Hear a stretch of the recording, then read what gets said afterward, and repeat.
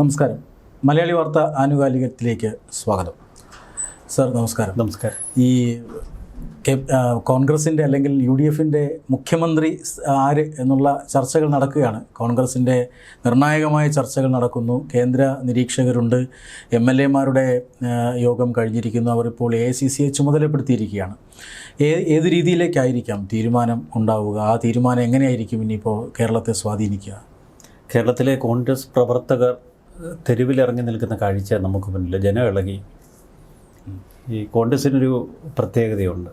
ജനം ഇളകിയാൽ പിന്നെ അവരെ നിയന്ത്രിക്കുക അത്ര എളുപ്പമല്ല. ഇത് മുൻപ് പലവട്ടം നമ്മൾ കണ്ടതാണ്. കോൺഗ്രസ് ഒരു ആൾക്കൂട്ടമാണ്. അവരെ നിയന്ത്രിക്കുക എളുപ്പമല്ല. CPM-നെ പോലൊരു കേഡർ സംവിധാനമൊന്നുമല്ല. പാർട്ടി ഗുണ്ടകളെ ഉപയോഗിച്ചോ മറ്റ് സംവിധാനങ്ങൾ ഉപയോഗിച്ചോ അവരെ പേടിപ്പിക്കാനോ അച്ചടക്ക നടപടി ചൂണ്ടിക്കാട്ടിയോ ഒന്നും അവരെ വിരട്ടി വീട്ടിലിരുത്താനും കഴിയില്ല.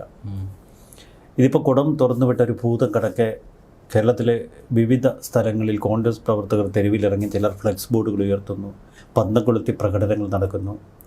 പട നയിച്ചവൻ തന്നെ നായകനാകട്ടെ എന്നാണ് VD പക്ഷം പറയുന്നത്.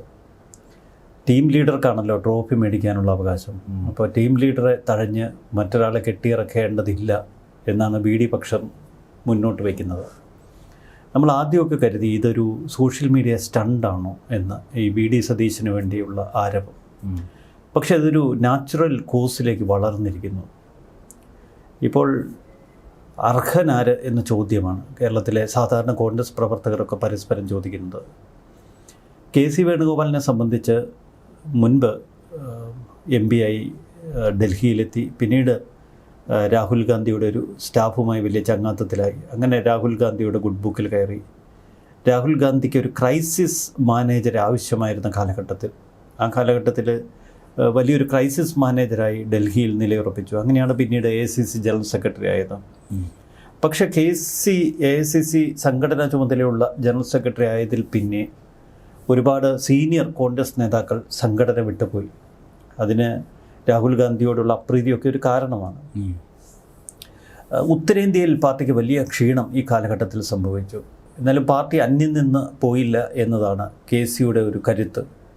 പലപ്പോഴും ഒരു ക്രൈസിസ് മാനേജർ, അതാണ് KCയെ വ്യത്യസ്തനാക്കുന്നത്. പക്ഷെ ചിലപ്പോഴൊക്കെ പാളും.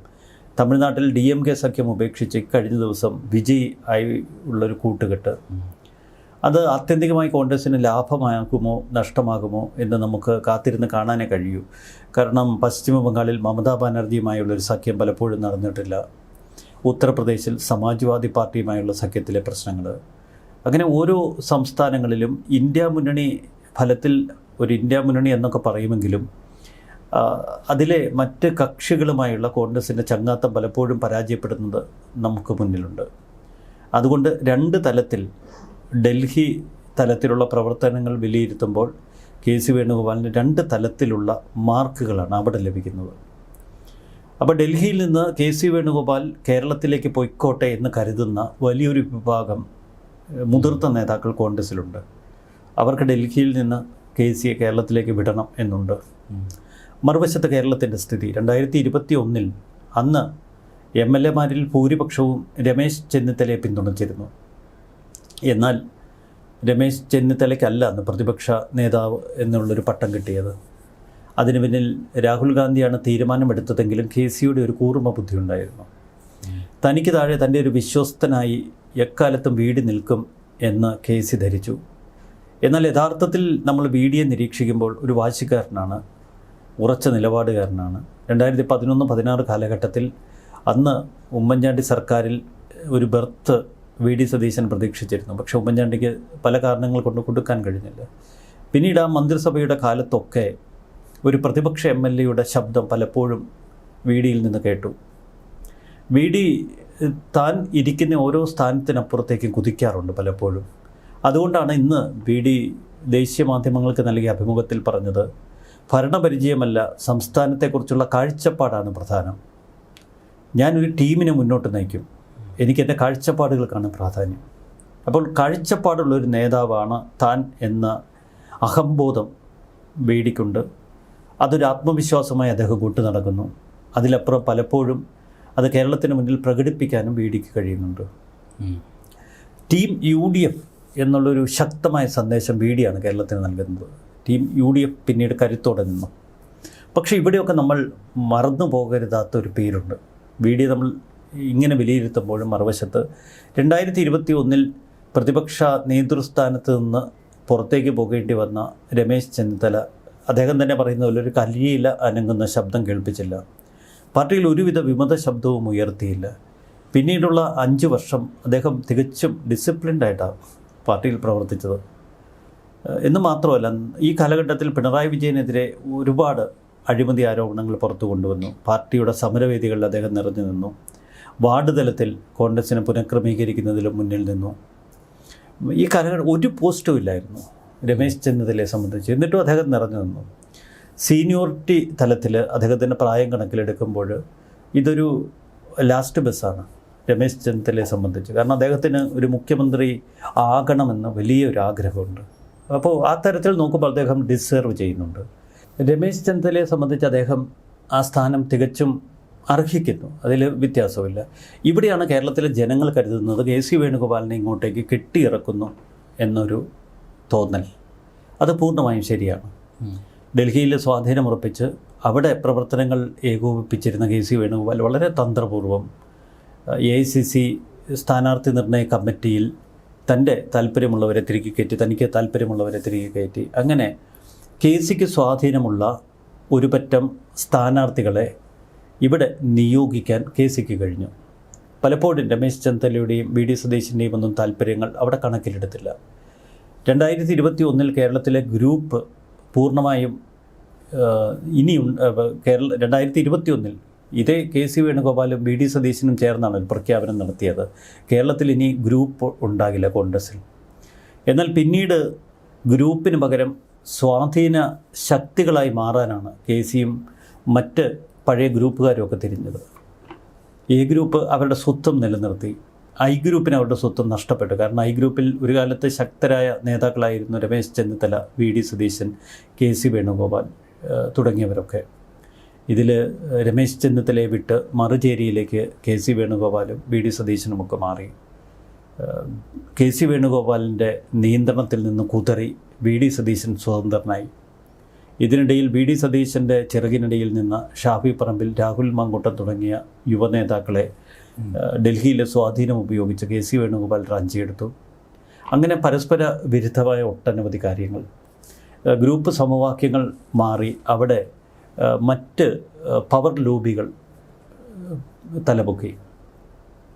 ഇവിടെയൊക്കെ കൃത്യമായ കണക്കുകൂട്ടലിലൂടെയാണ് VD നീങ്ങിയത്. VDയെ സംബന്ധിച്ച് കേരളത്തിൻ്റെ മുഖ്യമന്ത്രിയാവുക, അടുത്ത പ്രതിപക്ഷ നേതൃസ്ഥാനത്ത് നിന്ന് തനിക്ക് 2021 നഷ്ടപ്പെട്ട പ്രതിപക്ഷ സ്ഥാനത്തിന് പകരം 2026 മുഖ്യമന്ത്രിയാവുക എന്നത് രമേശ് ചെന്നിത്തലയുടെ സ്വപ്നം. വളരെ കൗശലപൂർവ്വം കരുക്കൾ നീക്കി 2026 കേരളത്തിലെ മുഖ്യമന്ത്രിയാവാൻ KC വേണുഗോപാലും കണക്കുകൂട്ടി. അതുകൊണ്ടാണ് K സുധാകരൻ ഉൾപ്പെടെയുള്ളവരെ മത്സരരംഗത്ത് നിന്ന് മാറ്റി നിർത്താൻ തന്ത്രങ്ങൾ മെനഞ്ഞത്.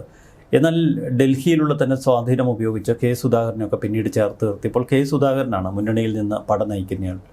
VD ആകരുത് എന്ന വാശി K സുധാകരനുണ്ട്. ഇന്ന് AICC നിരീക്ഷകർ കേരളത്തിലെത്തി. പ്രവർത്തക സമിതിയിലെ 4ാം സ്ഥാനമാണ് AK ആൻ്റണിക്ക്. നമുക്കറിയാം, സോണിയാഗാന്ധി, രാഹുൽ ഗാന്ധി, മല്ലികാർജ്ജുൻ ഖാർഗെ, പിന്നെ AK ആൻ്റണി. AK ആൻ്റണിയോട് കേന്ദ്ര നിരീക്ഷകർ അഭിപ്രായം ആരാഞ്ഞപ്പോൾ സീനിയോറിറ്റി കണക്കിലെടുത്ത് പക്വതയുള്ള രമേശ് ചെന്നിത്തല തന്നെ മുഖ്യമന്ത്രി ആവട്ടെ എന്ന നിലപാടാണ് ആൻ്റണി സ്വീകരിച്ചത്, PM സുധീരൻ സ്വീകരിച്ചത്. പിന്നീട് MLA-മാരെ ആദ്യം നിയമസഭാ കക്ഷി യോഗം ചേർന്നു. KPCC ആസ്ഥാനത്ത് വെച്ച് 63 MLA-മാരും പങ്കെടുത്തു. അവർ ഏകകണ്ഠമായൊരു പ്രമേയം പാസ്സാക്കി. നിയമസഭാ കക്ഷി നേതാവിനെ, അതായത് മുഖ്യമന്ത്രിയെ AICC പ്രസിഡന്റ് നിയോഗിക്കട്ടെ. അപ്പോൾ ആ ഘട്ടം വലിയ ഒച്ചപ്പാടില്ലാതെ സ്വച്ഛമായി കഴിഞ്ഞു. പിന്നീട് MLA-മാരെ ഒറ്റയ്ക്കൊറ്റയ്ക്ക് കേന്ദ്ര നിരീക്ഷകർ കണ്ടു. അവിടെയാണ് ഏറെ തമാശ. നേരത്തെ KC വേണുഗോപാൽ ഒരു ഘട്ടത്തിൽ അവകാശപ്പെട്ട തനിക്ക് 53 MLA-മാരുടെ പിന്തുണയുണ്ട് എന്നാണ്. എന്നാൽ 30-ൽ താഴെ MLA-മാരുടെ പിന്തുണ മാത്രമേ അദ്ദേഹത്തിന് MLA-മാരുമായി ഒറ്റയ്ക്കൊറ്റയ്ക്ക് AICC നിരീക്ഷകർ സംസാരിച്ചപ്പോൾ കിട്ടിയുള്ളൂ എന്നാണ് പുറത്തു വരുന്ന സൂചനകൾ. രമേശ് ചെന്നിത്തലയ്ക്ക് 20-നും 30-നും ഇടയിലുള്ള MLA-മാരുടെ പിന്തുണ. മറുവശത്ത് VD സതീശന് ഏകദേശം 15 മുതൽ 20 MLA-മാരുടെ വരെ പിന്തുണ. ഈ കണക്കുകൾ പരിശോധിക്കുമ്പോൾ നമുക്കിതിൽ വളരെ കൂടി എന്ന് തോന്നാം. പക്ഷേ ചില MLA-മാരൊക്കെ 2 പേരെ പിന്തുണയ്ക്കുന്നു. അങ്ങനെ അങ്ങോട്ടും ഇങ്ങോട്ടുമൊക്കെയുള്ളൊരു ക്രോസ് പിന്തുണ അതിനിടയിൽ വന്നു. ഇതാണ് അതിൻ്റെ ഒരു യാഥാർത്ഥ്യഭാവം. പക്ഷെ മറുവശത്ത് AICC നിരീക്ഷകരുടെ റോള്, ഇന്നത്തെ തിരുവനന്തപുരത്തെ ചർച്ചകളുടെ റോള്, ഇതൊക്കെ ഒരു നാടകം മാത്രമാണ്. ആത്യന്തികമായി കേരളത്തിൻ്റെ നിയമസഭാ കക്ഷി നേതാവിനെ കോൺഗ്രസ് പാർട്ടി ഡൽഹിയിൽ വെച്ച് തീരുമാനിക്കും. ഇതൊറ്റ തീരുമാനമുള്ളൂ രാഹുൽ ഗാന്ധിയുടെ. പക്ഷെ ഇവിടെ KC വേണുഗോപാലിനെ കേരളത്തിലെ മുഖ്യമന്ത്രിയാക്കാൻ രാഹുലിന് പരിപൂർണ്ണ യോജിപ്പാണ്. എന്നാൽ സോണിയാഗാന്ധിക്ക് രമേശ് ചെന്നിത്തലയ്ക്കൊരു സാധ്യത കൊടുക്കണമെന്നുണ്ട്. കാരണം പഴയ ഒരു നേതാവ്, സീനിയറാണ്, അദ്ദേഹം ഡിസർവ് ചെയ്യുന്നു. പക്ഷെ ജനം കേരളത്തിലിളകി എന്ന് പറഞ്ഞാൽ ഇപ്പോൾ കോൺഗ്രസ് നേതൃത്വത്തിനൊന്നും അവരെ നിയന്ത്രിക്കാൻ കഴിയുന്നില്ല. പല സ്ഥലങ്ങളിലും പന്തം കൊളുത്തി പ്രകടനങ്ങൾ, ഫ്ലെക്സ് ബോർഡുകൾ.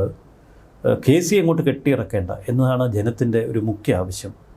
മറുവശത്ത് KC വന്നാൽ 2 ഉപതെരഞ്ഞെടുപ്പ് വരും. ഒന്ന് ആലപ്പുഴ പാർലമെൻറ്റ് മണ്ഡലത്തിൽ, മറ്റൊന്ന് KC എവിടെയാണ് മത്സരിക്കുന്നത് അവിടെ ഇരിക്കൂറിൽ മത്സരിക്കുമെന്നാണ് പുറത്തു വരുന്ന സൂചനകൾ. പക്ഷേ ഈ 2 സ്ഥലത്തും കോൺഗ്രസ് പ്രവർത്തകരും അനുഭാവികളും ഒക്കെ തിരിഞ്ഞാൽ എന്തായിരിക്കും സ്ഥിതി? ആലപ്പുഴയിൽ വീണ്ടും ഉപതെരഞ്ഞെടുപ്പ് വന്നാൽ അവിടെ ശോഭാ സുരേന്ദ്രനെ മത്സരിപ്പിക്കും. ശോഭയ്ക്ക് വലിയ സ്വാധീനമുണ്ട്. ഈ കോൺഗ്രസ് കലിമൂത്ത് കോൺഗ്രസ് പ്രവർത്തകരും അനുഭാവികളുമൊക്കെ ഒരു തിരിച്ച് വോട്ട് ചെയ്യാൻ തീരുമാനിച്ചാൽ അത് കോൺഗ്രസ് പാർട്ടിക്ക് മുഖത്തേൽക്കുന്ന കനത്ത തിരിച്ചടിയാകും. സമാനമാണ് ഇരിക്കൂറിലെ സ്ഥിതി. ഇതൊരു വലിയ ഭീഷണിയായി ഹൈക്കമാൻഡിന് മുന്നിലുണ്ട്. പിന്നീട് കോൺഗ്രസ് ഏതൊക്കെ തലത്തിൽ പ്രവർത്തകരെ അഭിമുഖീകരിക്കേണ്ടി വരും, അതാണ് അതിൻ്റെ അകത്ത് വലിയൊരു ചലഞ്ച്. മറ്റൊന്ന്, VD സതീശൻ മന്ത്രിസഭയിൽ ചേരില്ല എന്ന് ആദ്യം വാർത്ത വന്നു. പിന്നീട് VD അത് നിഷേധിച്ചു. കേന്ദ്ര നിരീക്ഷകരോട് പറഞ്ഞില്ല എന്ന് പറയുന്നുണ്ട്. പക്ഷേ അദ്ദേഹം അടുത്ത സുഹൃത്തുക്കളോട് ആവർത്തിച്ച് പറയുന്നുണ്ട്, ഞാൻ മന്ത്രിസഭയിലേക്കില്ല. അദ്ദേഹത്തിന് ആകെയുള്ള ഒരു ലക്ഷ്യം മുഖ്യമന്ത്രി സ്ഥാനമാണ്. ആ മുഖ്യമന്ത്രി സ്ഥാനം കിട്ടിയില്ലെങ്കിൽ KCയുടെ മന്ത്രിസഭയിലേക്കില്ല. ഇതാണ് മറ്റൊരു ചലഞ്ച്. രമേശ് ചെന്നിത്തലയെ സംബന്ധിച്ച് അദ്ദേഹം ഒരിക്കലും KC വേണുഗോപാലിൻ്റെ മന്ത്രിസഭയിൽ ഇരിക്കാൻ സാധ്യതയില്ല എന്നാണ് അദ്ദേഹത്തോട് അടുപ്പമുള്ളവർ പറയുന്നത്. അപ്പോൾ KCയെ കേരളത്തിൻ്റെ മുഖ്യമന്ത്രിയായി കൊണ്ടുവന്നാൽ വലിയ വെല്ലുവിളികൾ നേരിടേണ്ടി വരും. എന്നാൽ ഈ വെല്ലുവിളികളൊക്കെ 2 ദിവസത്തെ പ്രതിഷേധത്തിൽ ഒതുങ്ങുമെന്നും ഇത് ചായക്കോപ്പയിലെ വരും കൊടുങ്കാറ്റ് മാത്രമാണെന്നും KC പക്ഷം പ്രചരിപ്പിക്കുന്നു. അങ്ങനെ നമുക്കിപ്പോൾ ആകെക്കൂടി ഒരു കലങ്ങി മറിഞ്ഞ ഒരു പ്രതീതിയാണ് കേരളത്തിൽ അനുഭവപ്പെടുന്നത്. പക്ഷേ അവസാന നിമിഷം KC പിൻവാങ്ങുമെന്നും KC രമേശ് ചെന്നിത്തലയ്ക്ക് പിന്തുണ കൊടുക്കുമെന്നും സൂചനകൾ ഡൽഹിയിൽ നിന്ന് വരുന്നു. എന്താവും കോൺഗ്രസിൻ്റെ ഒരു സ്ഥിതിയെന്ന് നമുക്ക് കാത്തിരുന്ന് കാണേണ്ടി വരും. ഈ VD സതീശൻ അദ്ദേഹം ശക്തമായി തന്നെ വാദിക്കുന്നുണ്ട്. ഈ പറഞ്ഞതുപോലെ മന്ത്രിസഭയ്ക്കില്ല എന്ന് പറയുന്നുണ്ട്. പരോക്ഷമായി തന്നെ എന്നെ ഏൽപ്പിച്ച ദൗത്യം അത് ഞാൻ പൂർണ്ണമായും പൂർത്തിയാക്കിയെന്നൊക്കെ 100 സീറ്റിൻ്റെ ഒരു തിളക്കം അതൊക്കെ അദ്ദേഹം എടുത്തു പറയുന്നുണ്ട്. അപ്പോൾ VD സതീശൻ അല്ലാതെ മറ്റൊരു തീരുമാനം കേന്ദ്രത്തിൽ നിന്ന് വന്നാൽ എന്തായിരിക്കും അതിൻ്റെ ഒരു ആഫ്റ്റർ എഫക്റ്റ്? പ്രത്യേകിച്ചും VD സതീശൻ മാറി നിൽക്കുന്നു. ഇവരൊക്കെ ഈ CM സ്ഥാനം എയിം ചെയ്യുന്നുണ്ടെങ്കിലും അവർക്കൊരു പ്ലാൻ B ഉണ്ടാവുമല്ലോ, ഏത് സ്ഥാനമായിരിക്കാം. മാത്രമല്ല ഇത് മൂവരും അല്ലാതെ മറ്റൊരാൾ എത്താനുള്ള സാധ്യതയുണ്ട്. അല്ല, VDയെ സംബന്ധിച്ച് VD ഒരു നിലപാട് ഉയർത്തി. കേരളത്തിൽ UDF 100+ നേടും, അതൊരു നിലപാടായിരുന്നു. അദ്ദേഹം ആ നിലപാടിൽ ഉറച്ചു നിന്നു. ഉജ്ജ്വല വിജയം നേടിയില്ല എങ്കിൽ താൻ രാഷ്ട്രീയ വനവാസത്തിന് പോകുമെന്നാണ് VD സതീശൻ പറഞ്ഞത്. അതൊരു സാധാരണ നേതാവിന് പറയാൻ കഴിയുന്ന വാക്കുകളല്ല. ഈ ഒരൊറ്റ പ്രയോഗത്തിലാണ് കേരളത്തിലെ സാധാരണ കോൺഗ്രസ്സുകാരെയും അനുഭാവികളെയും ഒക്കെ അദ്ദേഹം കയ്യിലെടുത്തത്. ആ ഒരൊറ്റ പ്രയോഗത്തിൽ. മറുവശത്ത് രമേശ് ചെന്നിത്തല പൊതുവെ ഒരു സമവായ ഫോർമുലയുടെ ആളാണ്. അദ്ദേഹം NSSനോട് SNDPയോട് എല്ലാവരോടും ഒരു സമഭാവം പുലർത്തുന്നു.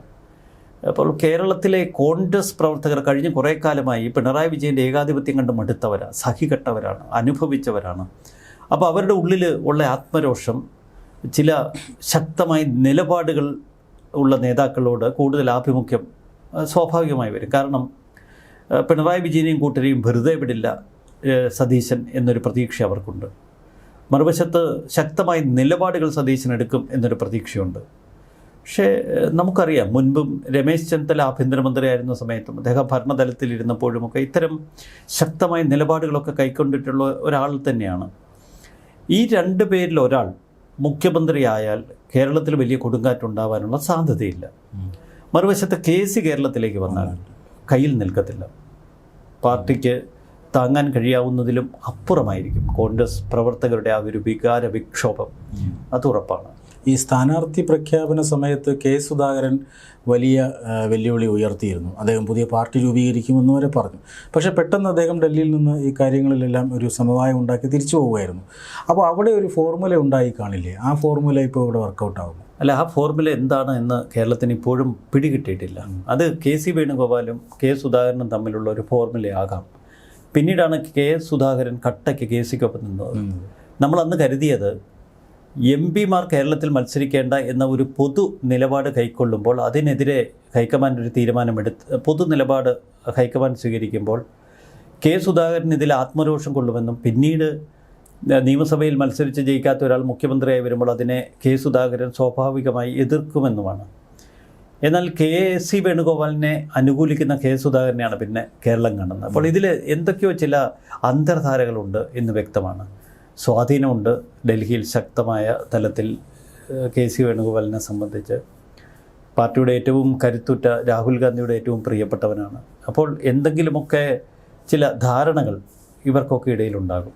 അതുതന്നെയാണ് ഇതിൻ്റെ മുഖ്യ കാരണം. ഈ പാർട്ടിയിലെ യുവ നേതാക്കളുടെ ഒരു താല്പര്യം അത് പാർട്ടി പരിഗണിക്കാൻ യുവ നേതാക്കൾ ഇപ്പോൾ ഒരു ചാഞ്ചാട്ടം പ്രകടിപ്പിക്കുന്നുണ്ട്. ആദ്യഘട്ടത്തിൽ കെ.സി. വേണുഗോപാലിൻ്റെ സ്വാധീനം കണ്ട് അതിലേക്ക് നീങ്ങിയിരുന്നു. പ്രത്യേകിച്ച് ഷാഫി പറമ്പിലിനെ പോലെയുള്ള നേതാക്കൾ, അദ്ദേഹത്തിൻ്റെ ചുറ്റുവട്ടത്തുള്ളവർ. പിന്നീട് എ ഗ്രൂപ്പിൻ്റെ പിന്തുണ എങ്ങോട്ടേക്കാകും എന്ന സംശയമുണ്ടായിരുന്നു.